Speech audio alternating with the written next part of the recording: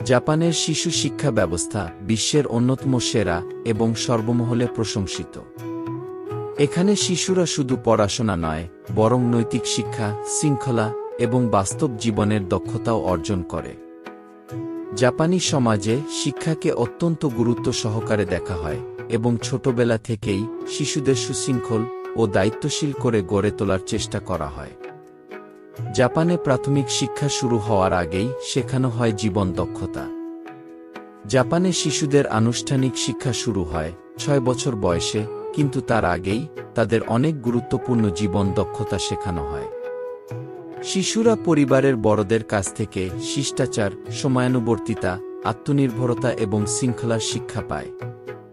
অনেক শিশুকে 3 থেকে 5 বছর বয়সে কিন্ডারগার্টেন বা ইয়োচিয়েন নামে পরিচিত স্কুলে ভর্তি করা হয়। তবে এই বয়সে তাদের উপর কোনো চাপ থাকে না, বরং খেলার মাধ্যমে শেখানোর ব্যবস্থা করা হয়।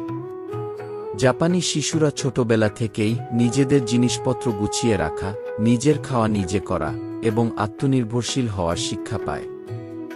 জাপানে প্রাথমিক বিদ্যালয় 6 বছর ব্যাপী হয়ে থাকে।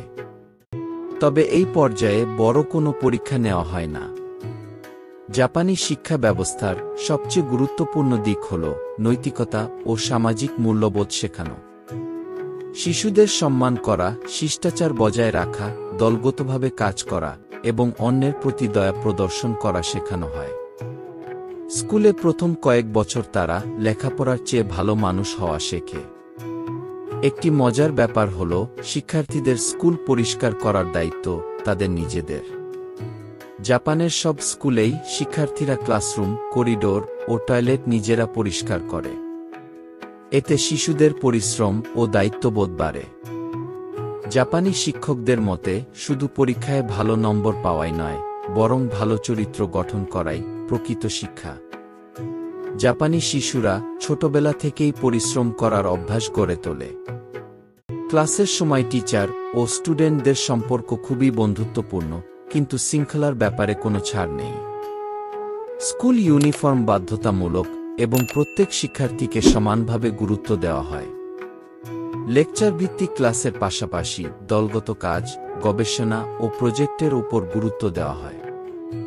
জাপান প্রযুক্তিনির্ভর শিক্ষা ব্যবস্থায় বিশ্বের শীর্ষে। শিক্ষার্থীরা কম্পিউটার, রোবোটিক্স এবং কোডিং এর সঙ্গে ছোটবেলা থেকেই পরিচিত হয়। ক্লাসে ডিজিটাল বোর্ড ও ইন্টারেক্টিভ লার্নিং টুলস ব্যবহার করা হয়।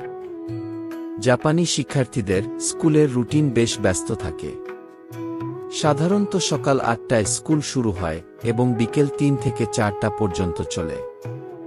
অনেক সময় স্কুলের পর স্পোর্টস, সঙ্গীত বা আর্ট ক্লাস থাকে, যা শিক্ষার্থীদের মানসিক বিকাশে সাহায্য করে।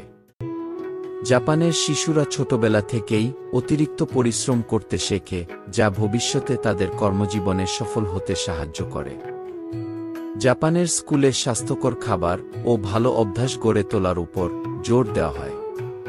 প্রতিটি স্কুলে সরকারি নিয়ম অনুযায়ী পুষ্টিকর খাবার সরবরাহ করা হয়। শিশুরা নিজেরাই পরিচ্ছন্নভাবে খাবার পরিবেশন ও টেবিল গুছিয়ে নেওয়ার দায়িত্ব নেয়। অস্বাস্থ্যকর জাঙ্ক ফুড বা সফট ড্রিঙ্কস খাওয়ার অনুমতি নেই। এর ফলে শিশুরা সুস্থ, শক্তিশালী ও কর্মক্ষম হয়ে বেড়ে ওঠে। জাপানের শিক্ষার্থীরা কঠোর পরিশ্রম করলেও তারা একসঙ্গে আনন্দ করতেও শিখে। প্রতি বছর বিভিন্ন স্কুল ফেস্টিভ্যাল ও স্পোর্টস ইভেন্ট আয়োজন করা হয়। শিক্ষার্থীরা নিজেরা দল গঠন করে বিভিন্ন সাংস্কৃতিক ও ক্রীড়া প্রতিযোগিতায় অংশ নেয়।